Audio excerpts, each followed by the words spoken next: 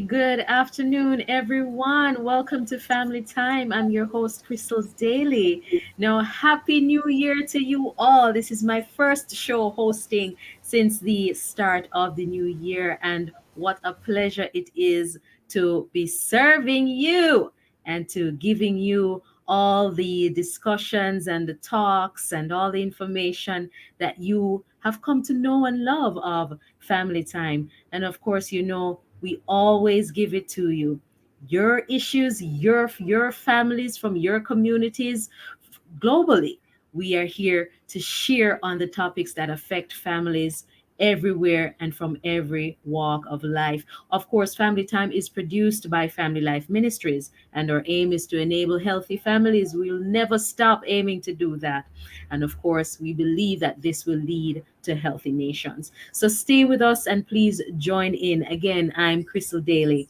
And of course, our guest this afternoon, he's not shy, he's not lazy, he never seems to be lost for words any at all. Some may find him a bit too loud. Some may say he's a little bit rough around the edges and way too passionate.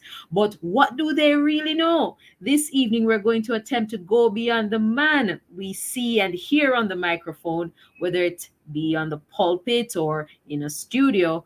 But we're going to talk to Bishop Mark Stewart, and he's our guest for the next hour as we explore personalities in Christendom. But while he's going to tell us about himself, here's what we want you to do now. We want you to share your memories and thoughts of him. So if you've participated in any ministry, if you attend the church that he presides over, of course, we want to hear from you. Anything you can tell us about him, we want you to WhatsApp or text or voice note to us at this number. Now, remember, your voice notes, they have to be 30 seconds, no longer than 30 seconds. And the number is 9973125. And we want you to also post on the Love 101 Facebook page or call the studio lines at 968-8327 or 968-8328 to participate. And throughout the program, we'll share it. So stay tuned. This is Family Time. Go nowhere. I'm your host, Crystal Daly. We'll be right back.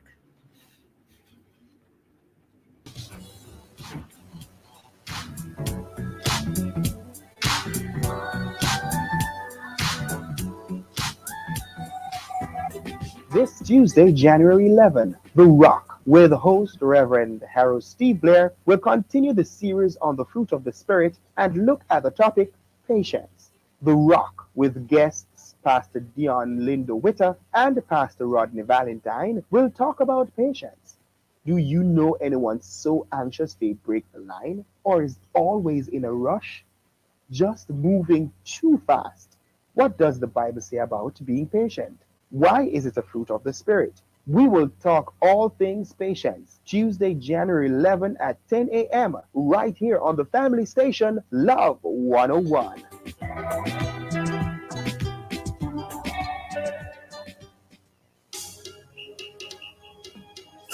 I've got love in my heart and I'm feeling blessed. Inspirational stories and island-flavored music will come your way this Testimony Tuesdays are alive 1 to 5 January 11th. Stick around for a blast at 2 o'clock. As we ring in the prayer bells of heaven through the demons at the evidence, we will hear from Anthony McLean about his powerhouse testimony. Then at 3 p.m., we go behind the pulpit with marriage officer, trained counselor, and justice of the peace, Pastor Sheldon Gibbons of the Eastern Caribbean Baptist Fellowship. All the support will come your way that alive 1 p.m. to 5 p.m. with me, Sarah Ann, the Chirpy One on the family station, ranking number 4 on the extensive local radio landscape and number 1 in gospel, Love 101. Give him praise, give him praise.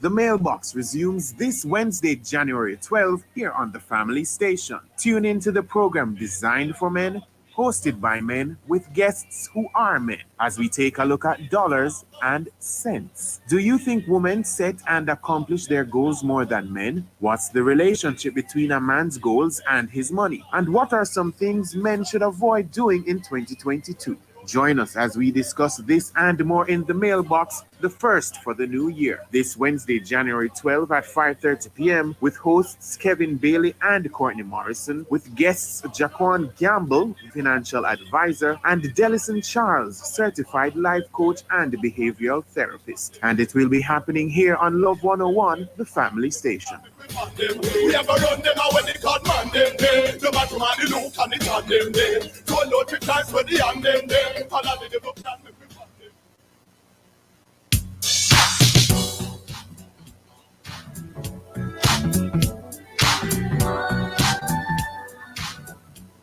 All right, listeners, welcome back to Family Time on Love 101. Our special guest is Bishop Mark Stewart.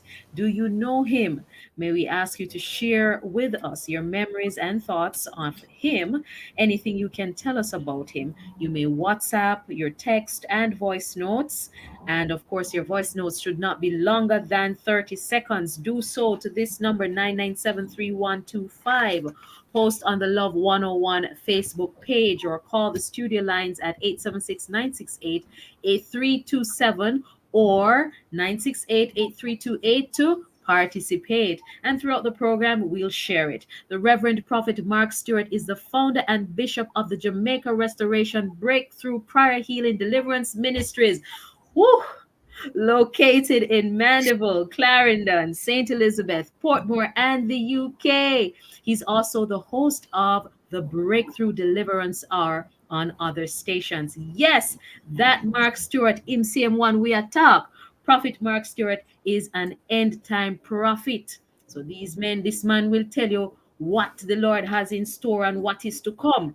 An evangelist, marriage officer, and counselor. He says he's on a mission to plunder hell to populate heaven. Welcome, sir. Thank Welcome. you. Thank you. Let me get the name right. Christelle? Crystal. Crystal. Yes. Crystal. Okay, Crystal. Yeah, I got to get the name right. Greetings. How are you? Happy New Year to you. Yes. Thank you. And same to you, Prophet. Yeah, and it's good to be with you on today. Yes, excellent. So we are exploring personalities in Christendom. Mm. So many little things have been said here. Not little things, but big things. You're loud. You're I different. You're know. too radical. And I that was I is, was yeah. I was saying, whoa, really? I didn't know I Yes. was all that. Yes, son, that is your personality. That is who you are. Yeah. And as when our producer decided to explore Mm. personalities in Christendom, I said, of course, to myself, that passage of scripture that says that emulations is a sin. For Yeah. be nobody else but No, yourself. have to be yourself. Yeah. Right. So, you are unique in who you are and how you minister. And, we want to just delve into a conversation just to know the man beyond what people see on the pulpit. So tell us about, when you were growing up, your favorite board games and antics and all of the things. We want to see what your life was like growing up as a youngster. I always able to tell my story, and of course, I need to write the book. But my growing up was not one of great joy and excitement. It was filled Yeah. with a lot of challenges. It was very rough, it was very very rough. As a matter of fact, from I was born, there was some rift obviously between my mother and who is to be my father. So Okay. therefore, my mother decided, to my knowledge, to give us to the better of two. So she took Okay. us at two and a half, three of us, my sister and my twin brother. I'm a twin, by the way. Yeah, Okay. many people don't know that. Michael and Mark are twin. Um, and she brought us to Montego Bay from Trelawney, Clarkstown, my birthplace, and left us on the step of who was supposed to be or who she decided to give us to as father, and took off back to Trelawney and left us on the step. So they came home and found us on the step, just there, and she took off. So now my stepmother and father decided that they don't want us either.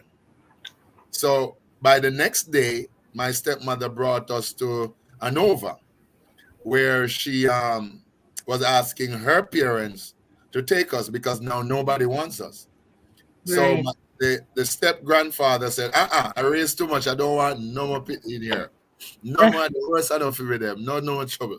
But the step grandmother said, we raise a lot and they don't have nowhere to go and nobody to own them. So I'll raise them. She's raised them. And she convinced our step grandfather to accept us. And so at 2.5, we left Trelawney overnight in Mobay, then on our way to Hanover, where I grew up until I was about 16, thereabout. Okay. So went to basic school, primary school, Mount Peter, Hanover. Definitely loved the fact that these step grandparents was church people, and therefore they were Baptists. And so I remember they would have wake us up, get us ready. We didn't have clothes as much, short pants, barefoot, heading off to Sunday school, aisle up with some coconut aisle, and we're heading off to Sunday school every Sunday. And of course, when we come home back before we get dinner, you better know the golden rule, or no dinner will be served for the rest of the evening for you. That's how strict and hardcore it was for us. Grew up with a stepsister who was very abusive to us. Wow. And so it was abuse from day one, neglect, abuse, all of that. Had some uncles, step uncles. It was all step people because it was the father wife. It was with her set of people that I grew up. So we had some step uncle who was rough. They would take us as young boys in our 9, 10, 11 in the middle of the night to go thief orange down at the man orange field with crocus bag, wire tear way up in a bush in the night. There was another one who was psycho, and he would take us out to carry us to the hills to sacrifice us. Good thing people find us and stop that. And then it was really, really just a lot of stuff that encompassed my early life. Very, very challenging. I remember that I was we were going to school. Yeah, they made sure of that. Going to church, made sure of that. But we had to get up each morning late for school because we have to fill the drum. We were not privileged to play as much as we love to, unless all the goats, all the cow, the donkey, and the drums are full, and which we have to go far at the pond to catch the water to bring and fill the drum in the morning and in the evening. And there's a lot of walking. By the time you finish, you're tired. Then you have to walk another 10 miles to school. Wow. Yeah. It is, trust me, when you said earlier that you need to write the book, you need to write the book, sir. You need to write the book. But I'm curious. Tell us about the relationship you had with your twin brother. How was that going through? Was it a little bit more easier for you knowing that the both of you were there and same age and you had each other? Was it easier to cope? Yeah. It was always easier until we catch a fight. He's Michael, and you know Michael in the Bible, no normal somebody. Him come with a sword.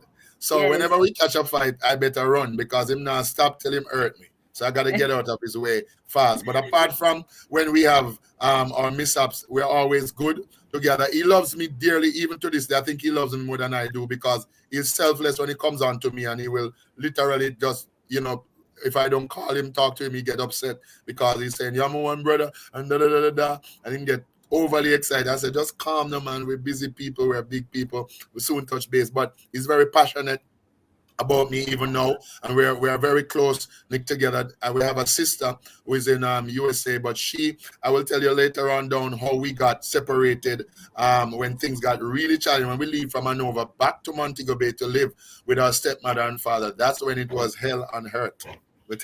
Wow. But my brother and I, we're good. So, is he a Christian? Did he give his life to the Lord? Do you guys? His wife he goes to church, but I don't think he's fully committed like I am. Okay. Yeah. So what's the biggest lesson you've learned from your childhood? Because I mean, there's so much you can tell us, but what stood out for you the most that serves as a banner over everything? It's a lot of things. But if I should pinpoint, as I said, I was abused by a man who at the age of 40, I realized was not my father. I got the wrong one. And now I have to look after him as my father. At 40, I went to do a revival in my birth parish, and a little old lady come up to me and say, "You get the wrong papa." And I said, "What?" He said, "Yes, your father, they're New York. Me know you well." And so from there on in, but what was the real issue? My And this was father, at 40 years old. This was 40 when you were years 40 old, years old. and I am knowing that what stood out for me is not positive, but it becomes positive to me now. Why? Because here am I being abandoned by my mother. I got to know about my mother at age 18 when I got thrown out on the street by this man who been telling us from a baby when he's beating us, literally tying 3 guava switch and making sure they are finished up on our backs, that we are not his. The man look at us and said, "Listen, no boy, I drank up Pitney band behind cow, good for nothing. I'm just to put in a one drum and light and roll down one gully. And the worst thing me could have ever do, go lay down with for no mama, get Pitney like a one if you come call me, papa. Me no want nothing to do with no. Those things just sit down in my head. They literally Yes. sit in my head when that man revealed those things to me as a Yes. young boy when he's boxing or beating or abusing. If you come home from school, Crystal, and the book of ears, you're getting a full switch. If you leave your book at school and a teacher mark the book, teachers sometimes have the book overnight to mark. And the man Yes. said, "Why did you leave your book at school? Teacher have the book. How comes teacher for have your book? And I me buy your book for go to school. And then beat you and send you back to school. School is locked, Nobody is at school. And you have to walk, go to school, go look for the teacher. And the teacher gone home and walk back to house and tell him that the teacher, school is closed, and you get another beating. Literally, it was just a physical, psychological, emotional Ab- damage, abuse. abuse. Abuse. But as I said, the church, all my life, I've been in the church. I remember I started in the Sunday school, the Baptist, the Golden Rule, all of those stuff. And then, of course, I used to go home and from church. And, in those days, we not get to sit in the sofa and the chair. We get to under the table. So Mm-hmm. before dinner time, you have to under the table with your brother and whatever play. So I was always singing, and they say, this boy is going to be a singer. Or if the preacher preach and the preaching get to me, then I go home and start preach like the preacher. So somebody said, "Ethel, Master Scott, this boy is going to be a pastor or a singer." And I never forget that. And I literally lived and stuck with the church all my life. Literally. Yes. That's why Yes. sometimes people get up and say, "Boy, this man is passionate. This man is this man is that." They don't understand the story, so they can't know the glory. You gotta understand that it was rough. And when I come out to be this, it's not that I want to be rough or to be loud or whatever. It's just the personality that comes out, and I'm sounding like a trumpet. I remember I was on radio before I go on television, and people used to look for this 70-year-old man. When people started to see me on TV and see, they were like, "Whoa, he's a young man. We thought it was some 70-year-old, because the way you sound like some old man or whatever." I said, "Wow, oh my God." The depth and the knowledge, eh? Yeah, yeah, yeah, One of the things I come to realize, yeah, Reverend, is that people who go through a lot, yeah, you know the passage of scripture we talk about, persevere, you go through yeah. perseverance, and you go Persevere, through yeah, trial, and trial make it brings hope, and hope make it not a shame, for the love wow, of God is spread abroad in our hearts. wow, It's like, what I've come to realize is that people who go through a lot, they have a lot to pull from the reservoir of their life experiences to yeah. pour into the lives of others. So Of when others, we yeah, so when we talk about passion, and because and you live personality. it Yeah. and you We have know been it, there. We have you've been been there. there, you've lived it, and a make ya make up, and a concept, it is Yeah, what you have lived of your life. yeah, No, you know to the point where you're talking about loving the church, sticking with the church. I yeah, recall one day a lady said to me, "Boy, you ever go churchy? You always a go yeah. church." Because It's my life. yeah, because the spirit of God is always there, and Hmm. that is where, of course, we know church has its issues, because you're Yeah, dealing all the with time. people with issues. Yeah. So you hear people curse the church all the time, but often Hmm. the church is where a lot of us have found comfort, because those who have been comforted know how to comfort, because the comforter comfort them and teach them how to comfort. Exactly. So If you're we going to go lead there. sheep, you have to be a shepherd. Yes, In order to be a shepherd, you got to be trained to lead sheep. That's David, right? Why that's was right. David taking care of sheep and not being a soldier? Because he had to prepare to become a king to lead some difficult people. People. Same thing with Moses.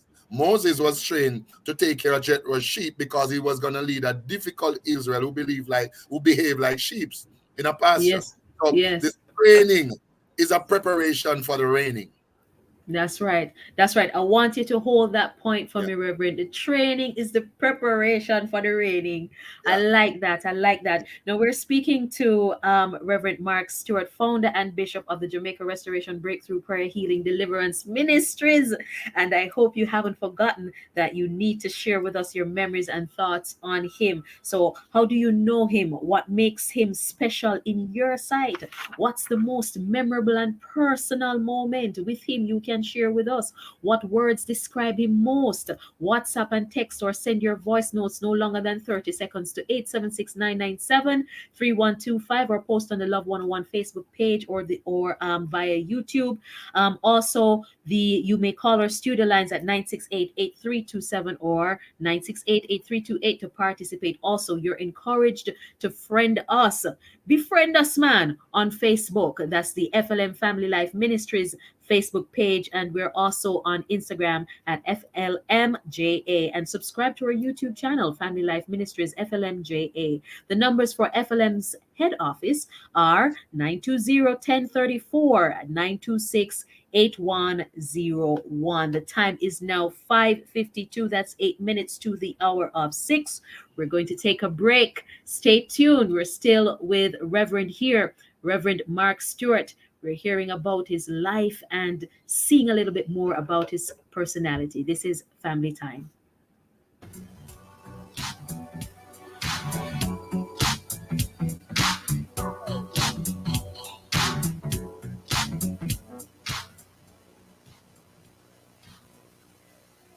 It can hit hard. Apply for the Credit Union Prepaid MasterCard from CNWJ with chip and PIN protection. Need a card with a personal line of credit for emergencies? We have that. Need a card you can use to shop online for that must-have item? We have that. The community and workers of Jamaica Prepaid MasterCard. All the convenience of a MasterCard. Discover the benefits of belonging.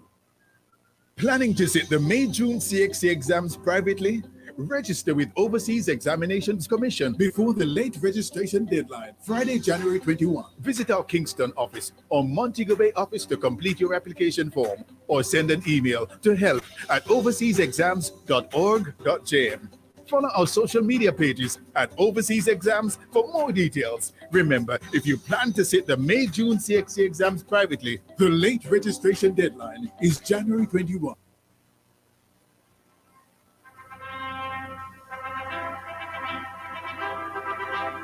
The truly marvelous program To Have and to Hold returns this Thursday, January 13, 2022. It's going to be a full house this Thursday inside the truly marvelous program, so be sure to join host Colleen Beckles and our three co-hosts, Pastor Dylan Toussaint, Pastor Napoleon Black, and Andre Allen Casey, as they review marriages and relationships in 2021. You don't want to miss the truly marvelous program this Thursday, January 13 at 5:30 p.m. right here on Love 101, the family station.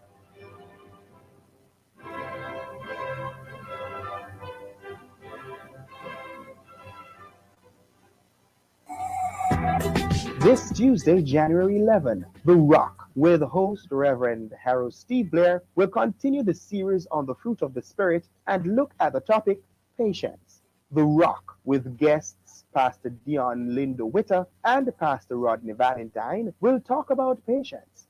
Do you know anyone so anxious they break the line or is always in a rush? Just moving too fast. What does the Bible say about being patient? Why is it a fruit of the Spirit? We will talk all things patience Tuesday, January 11 at 10 a.m. right here on the family station Love 101.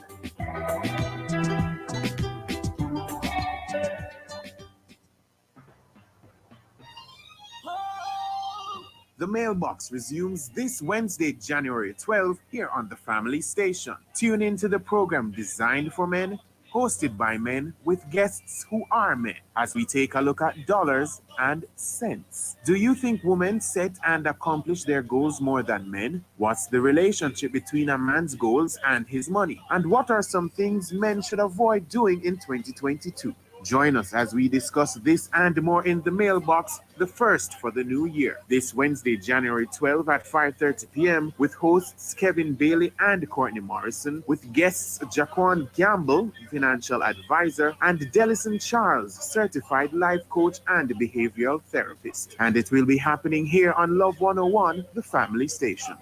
We ever run them out when they got man them there. No matter man the look and the on them there. So no trick times when the on them there. All of the devil plan make we want them.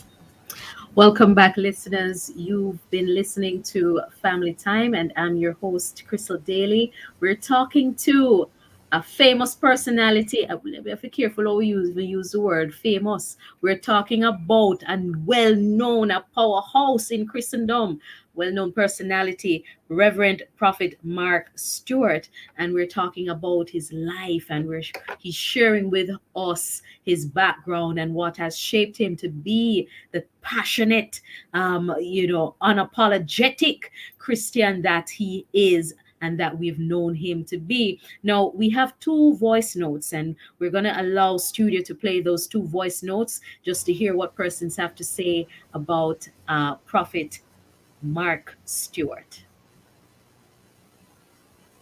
Good evening, host. Good evening, Bishop Mark Stewart.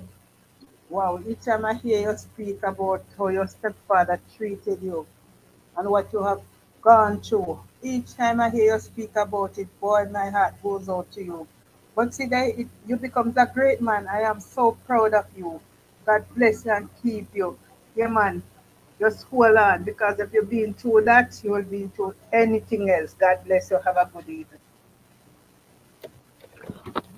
I really and truly admire his preaching. Mark Stewart is a strong, anointed man of God, and is a man of steel. The word is hidden in him, and all that he has been through make him the person he is. I love his sermon, especially the one himself, Manados. Manados. And that is when he preached that message, it reminds us all that we are dust in the sight of God. Manados. God bless you, young man. God bless you. Keep firing on the firing line for God. And keep pushing and keep doing what God has commanded and ordained you to do. God bless you. Wish I could hear a lot more of your messages, but I'm unable to do so just now. I don't know why, but I remember this one. Man ados. All Good right. night, family So, time. Yes, I'm speaking about Pastor Mark Stewart. This man is a man of God. The first time I went to my bed and I dreamed about this man, and I said, I have to meet this man. And the first time I've been under that tent at East King Street, I am a asthma person, and asthma did not take me for a long time. And when I reached under that tent, I got asthma attack right underneath the tent at East King Street. And when I was under the tent and I was there, all I could get is a bottle of Mark Stewart water. And that bottle of Mark Stewart water healed my asthma. I have a little shot of it now and again, but it wasn't all that bad. And when I dream see that man, I dream see him have a chuck. I didn't even know that he has chuck. And the day when I see the same chuck that I dream see in a dream see. I dream see that man and I know that man is a warrior. He's a warrior for God. And that man came into this country for a time like this. And I appreciate him every Sunday. I listen to this man of God. And I have a picture with him in my room put up on the wall. And I don't I thank God for him in this time. In this time we need a man. Don't say we don't have pastor like him, but this man is down to earth. He just talk up the things them and I him that. I love him because him just raw with the things them, you know. Him just tell it as it is. And I love this man of God. I love him so much. I want to be at his crusade. I only been at his crusade when he have crusade like down by Olympic and those places. I love this man of God. This is a real man of God and I love him so much. This is Dana. All right. So we hear there from Donna. We didn't get the names of the other two persons who spoke about that sermon. Mana dust. It looked like me need to go listen to that sermon. And of course, the other person there applauding Reverend Prophet Mark Stewart for overcoming the trials and tribulations and crosses that he endured from a youth coming up. Now, what is it like to be, or what was it like? Well, you're still a young man, sir. We're not calling down Yeah, I'm age only on you, sir. 46. Yes, very much young, very Yeah, much young, still right? young. But tell us though, when you were in your 20s and your 30s, because we see how a lot of our young men are just not too inclined to submitting to the word God and is to good, yeah. chastity and respecting self. We're in a culture, man, we have enough girl, all these kinds of things, you know what I mean. Mhm. How do young men remain faithful in Christ, and how did you do it, and what would you say to young men today? All right.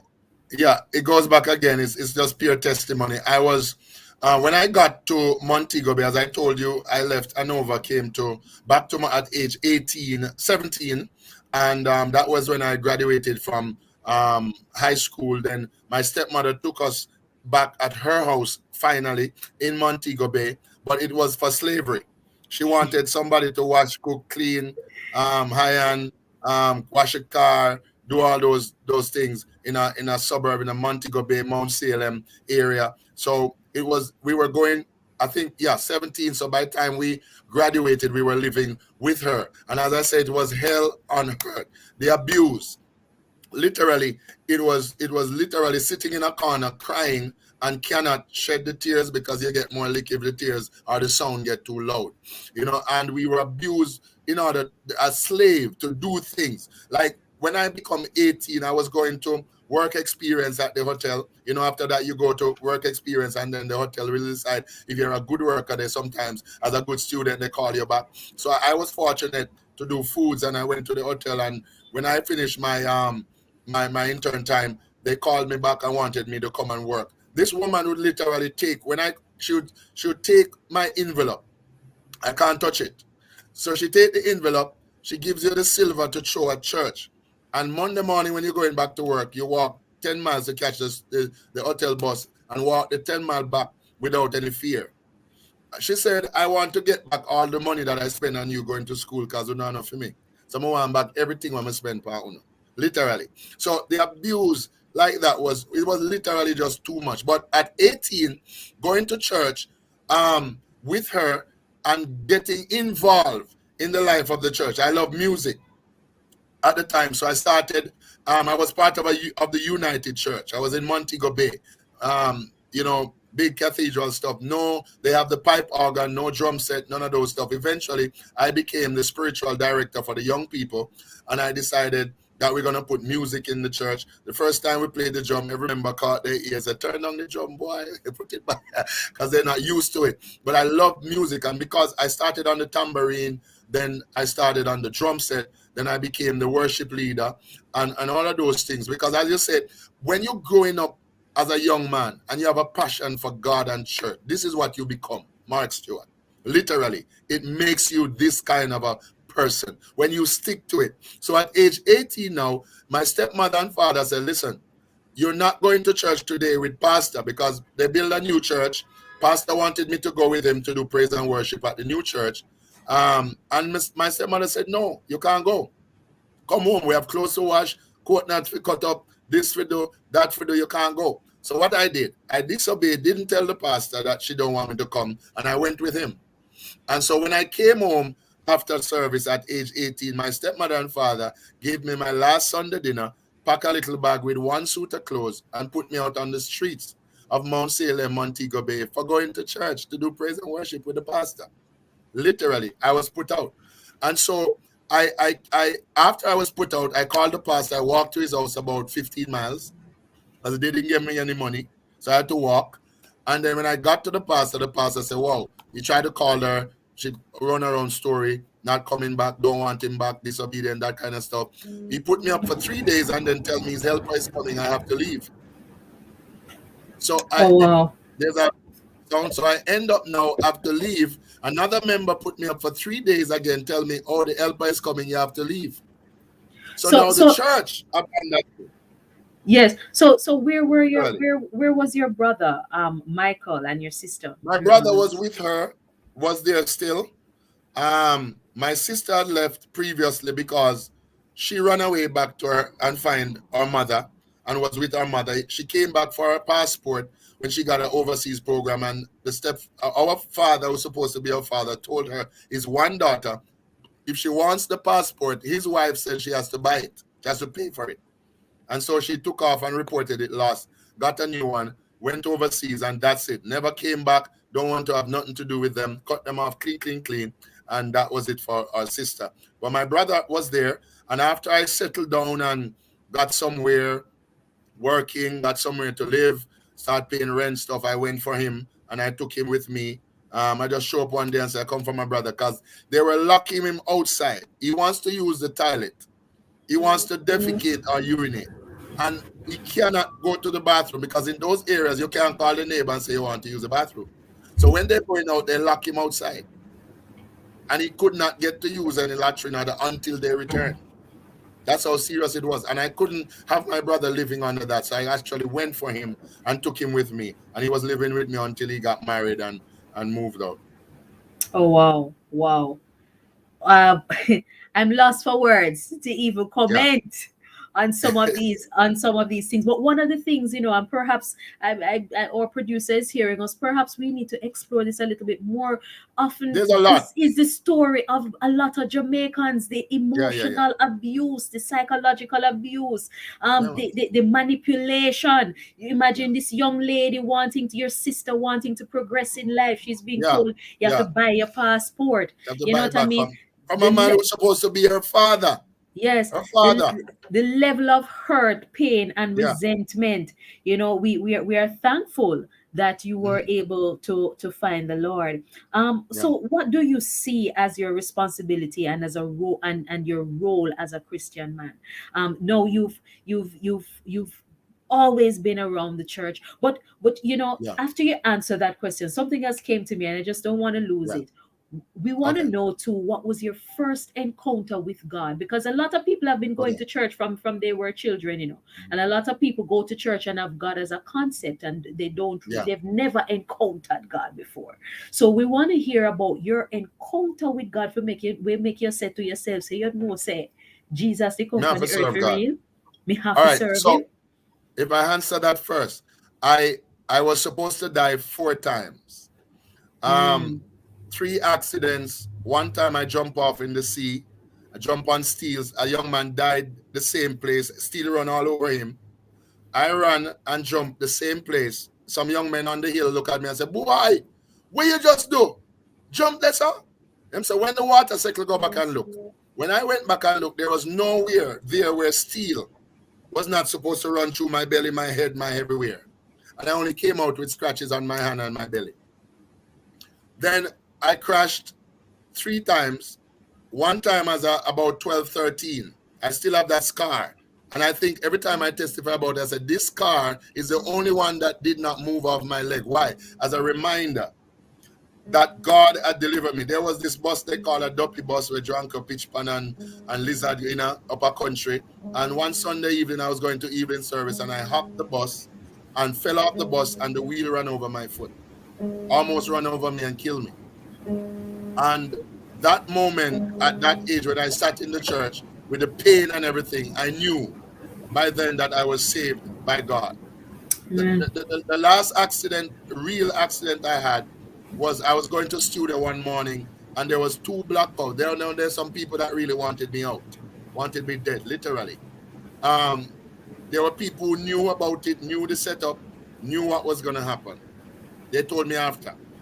I was going there was 2 black cows in the middle of the road. I was shooting at 100 and odd miles an hour.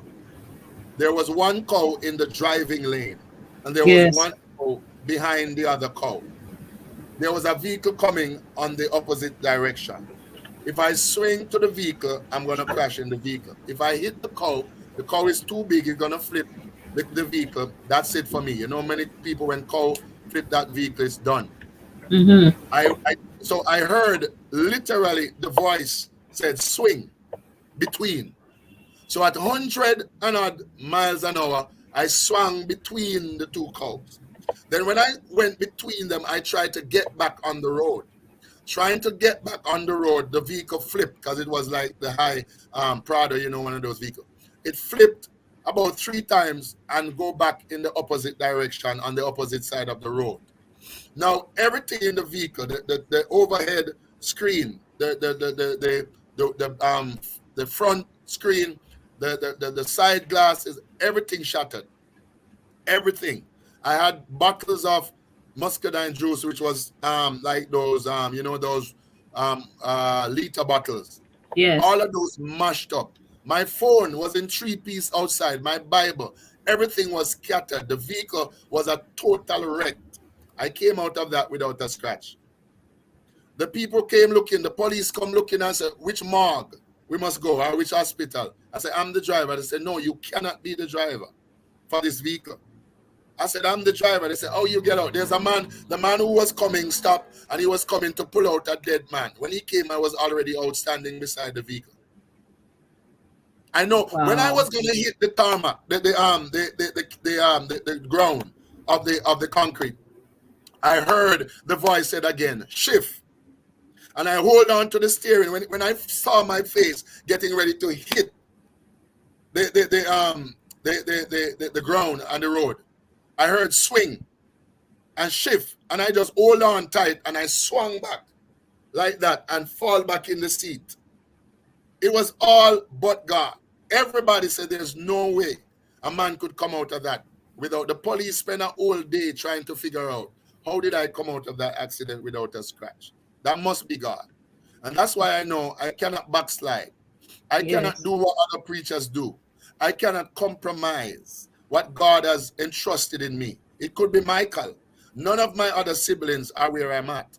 There is one big sister I know that is at Power of Faith. My brother, as I said, is not where he's supposed to be. My mother is not really saved. By the way, my mother and I have a great relationship.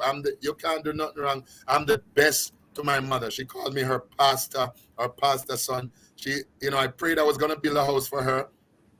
And I prayed to God, and she got a blessing on the waterfront down in Trelawney, big house, and she has a room locked up with air condition. Nobody goes in there. Only when I come, I get that room.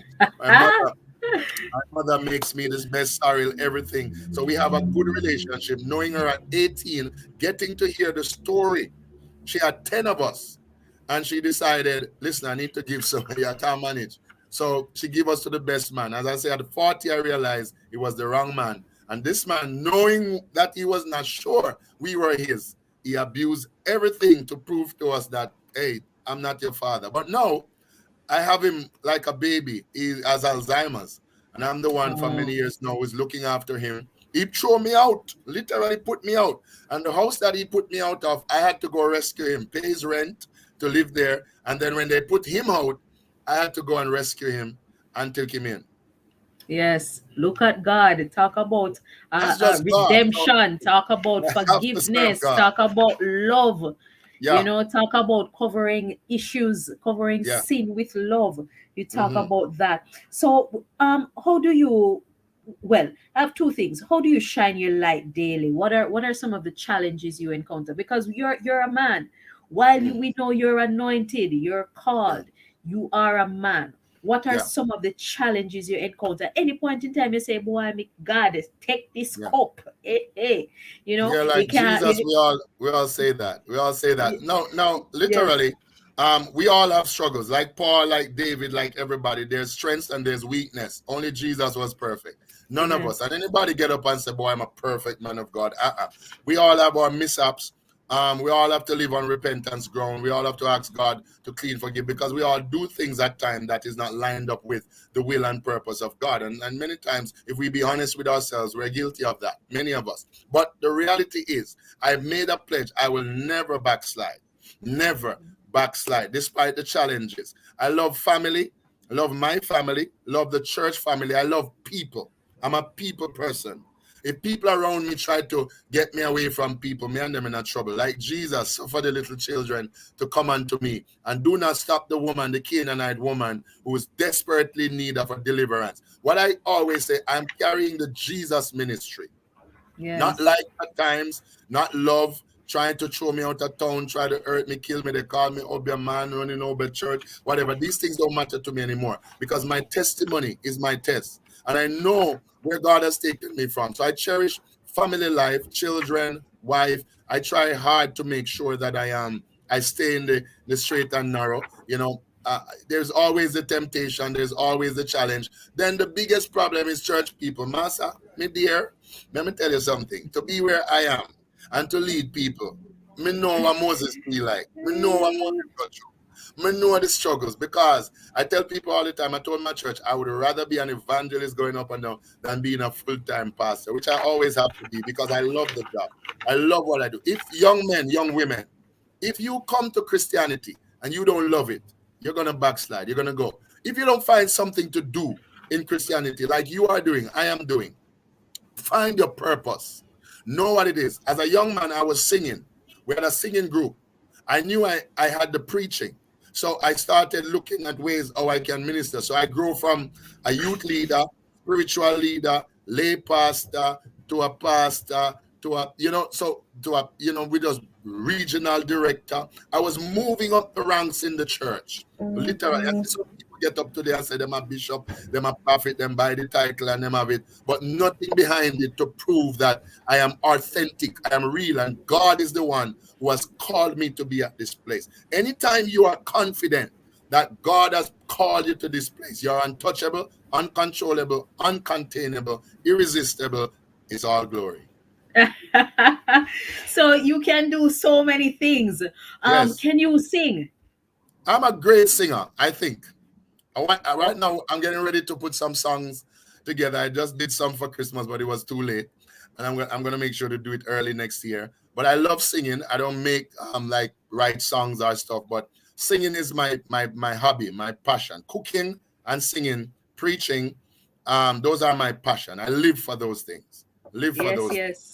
Excellent. So, listeners, you are tuned into Love 101. This is Family Time, brought to you by Family Life Ministries.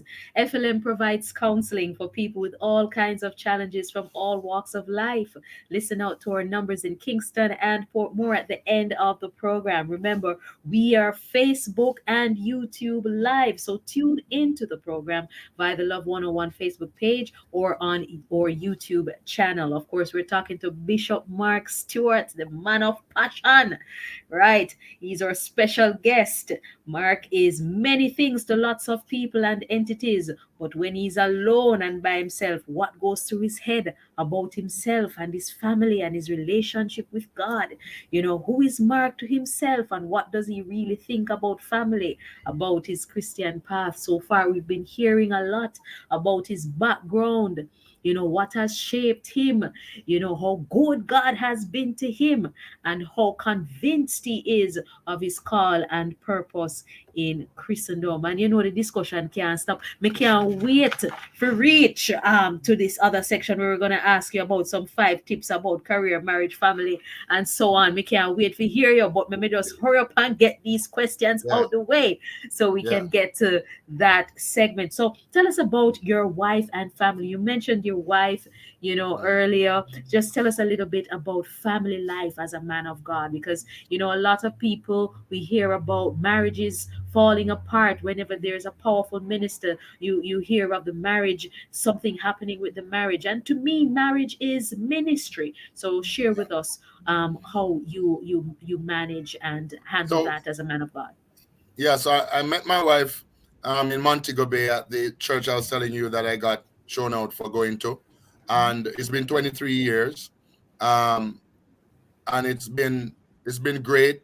It's been challenges like any marriage, anything. There are ups and downs, but I personally, as a man and as a man of God, I always say that it's very critical that you set an example for those who you're leading, who you're pastoring, and the wider community. because you can't be out there want and loose all these things, and then you're gonna counsel people, tell them about how to stay in their marriage, how to make their marriage work. They're gonna ask you the first question, how did you do it? So we try to live normal, um try to just do the basic things. Don't get too hung up with the jealous things and all those things. From very early, I tell my wife, I said, listen, the whole matter of jealousy and this and that, I'm not into it, because I want to live normal, a normal life, loving, caring, love. And if you know I love you, you know I cherish you, you know I do all the things to make you okay and happy, then I don't need to be burdened with the foolishness that I see some people go on with, you know. And of course, as a man, I respect my wife in that, from very early, she would know that I'm not abusive. I'm Mm-hmm. not the jealous type. I'm the caring type. I look about her interests and make sure she's happy. From following me from the different stages, I ensure that I don't leave her behind. Ensure that along the way she's educated, like I am, lifted to that same place. I made sure she did her studies or this or that, everything that qualified her, so that she's not left behind just as a pastor's housewife. But right now, she's the administrator of ministries, and she does most of the administration work in ministry. But she's a qualified teacher because she was trained to be a qualified teacher and all. So it really has been just us coming together, building church and building family. And Excellent. by doing that, we have become who we are and where we are today. We're always doing things together and ensuring that ministry. And as a pastor, you want to have somebody in your life as a wife that is passionate for ministry and will stand by you to make ministry possible. So she's also trained now as a pastor, and I've committed her to a church, and she will be pastoring, getting ordained very soon as a full-time pastor also. So it's always development for us. Excellent. You know what I hear coming out of this is purpose. Purpose, yes. Purpose, purpose, communication, solid Mhm. relationship. I hear selflessness. Selflessness, yeah, always. Yes, yes. So, with the pandemic and with a lot of things that have been happening, more and Yeah, more we're seeing how real people are, how yeah. fragile we all are, Mhm. regardless of who we are professionally, who we are in society, what our status is. When have you not been positive? Tell us any moments when you've not been positive. Even was it Isaiah or Jeremiah who fell into depression? When do you feel that way? How do you motivate yourself? People around me will tell you that I'm only angry for an hour, 2 hours, maybe a day. After that, the next day comes up, I'm back to myself. I do not delve myself or try to allow nothing to stop me or nothing to hold me down. People get me angry at times, and I have a tendency, like Jesus and like God Himself. The nature of God at times is to become angry when people do things around you that makes you feel like a nobody. And especially when you have done so much to help them, to develop them, and to make them somebody, and then they turn around trying to make you. Sometimes it hurt, but then quickly I dispel any notion of me getting depressed over it and whatever. I say, listen, let them go. Sometimes there are some people that will come with you to this stage, and they will do things, and you try to hold on to them, and it makes it worse. So when it's time to go, you got to learn how to let some people go. Abraham let Lot go, and he heard from God directly. Sometimes we carry in some Lot with us, and we love them and cherish them dear to our heart, but there are lots.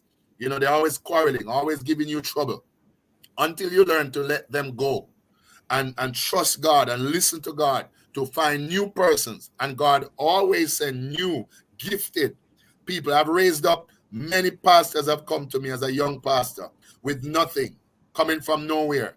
I've raised them up, several young pastors. I've been able to elevate them. And many of them, when they reach the pinnacle, they literally sometimes just turn against me for sometimes just trying to get them to keep on being on the right track and do the right thing. They rise up, Yes. and the ministry has been broken for about 3 times.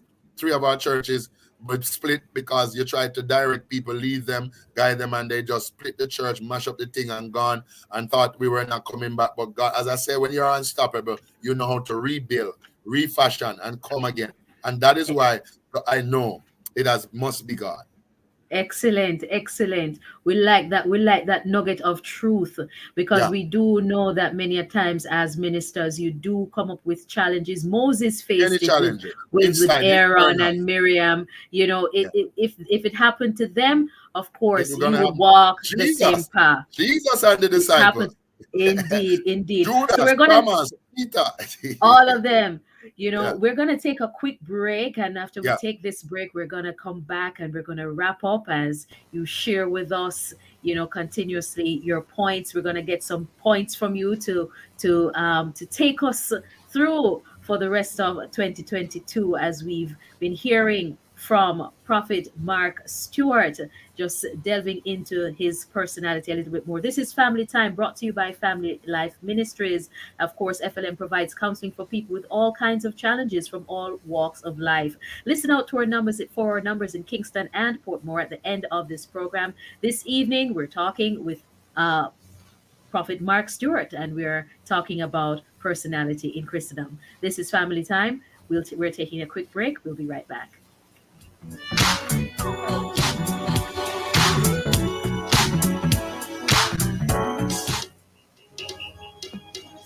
I've got love in my heart and I'm feeling blessed.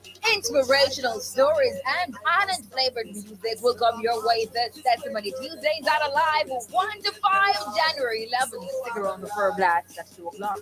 As we ring in the prayer bells of heaven through the demons at the evidence, we will hear from Anthony McLean about his powerhouse testimony. Then at 3 p.m., we go behind the pulpit with marriage officer, trained counselor, and justice of the peace, Pastor Sheldon Gibbons of the Eastern Caribbean Baptist Fellowship.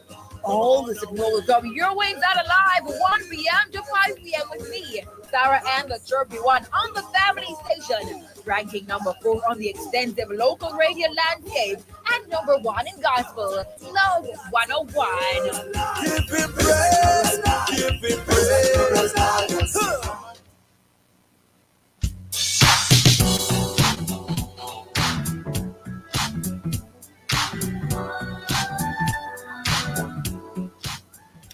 All right, listeners, thank you for tuning in to Love 101 and, of course, to Family Time.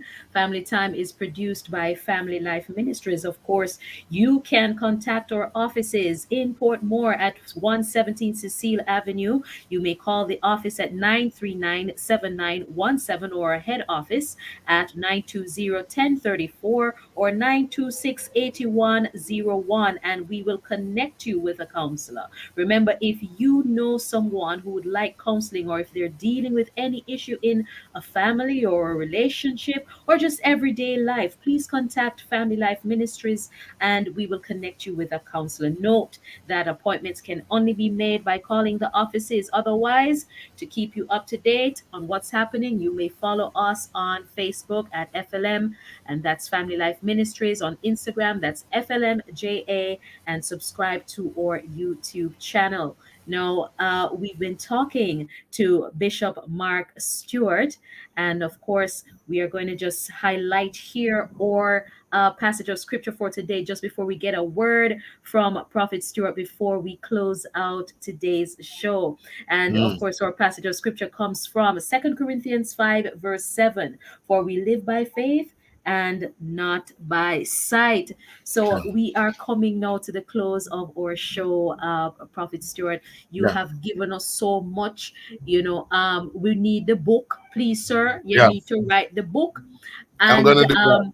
so we can read the pages. And of course, we would love to hear more of you, of course, on your programs and of course your sermons and so on. So before we close the show today, give us one nugget to take us through to 2022. We've been so despondent in 2021. Take us out. Yeah, have no fear. God is here. He's still on the throne. He's still the creator, the ruler of the universe. No matter what is going on, he's still in control. And man must learn and begin to trust God, surrender their lives to Jesus now before it's too late. The war is on. The end time is upon us. And of course, live every day trusting and believing there's a God who can deliver you, save you, rescue you, and take you to heavenly places. I'm looking forward to glory. Even if I'm at the door, that's enough. I want to be on that singing team where the Bible says it's going to be glory and glorious singing. Listen, people of God, we are in the last days. Don't be disheartened. Don't be discouraged. You've got to trust God, love God, and surrender everything to Him in this time and in this season, and you will make it. You will end well. You're going to end well this year. All right, excellent. Thank you so very much, Bishop. We thank you so much for sharing with us your life and personality. We have experienced it, we have seen it, and we thank God for your life. Listeners, this has been Family Time. I thank you for tuning in. I'm your host, Crystal Daly, and of course, you'll hear from us next week.